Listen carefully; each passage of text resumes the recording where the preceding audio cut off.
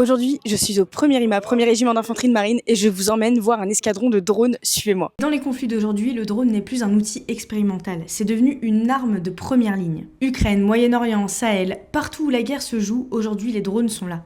Un drone, c'est des yeux là où aucun homme ne peut aller. En quelques secondes, il décolle, il observe, il transmet, sans bruit, sans risque humain. Derrière chaque vol de drone, il y a une équipe entière. Des opérateurs qui pilotent, des soldats qui analysent, des chefs qui décident. Quand on parle d'armée, on pense souvent au combat, mais aujourd'hui la guerre passe également par la technologie. La technologie ne remplace pas l'humain, non.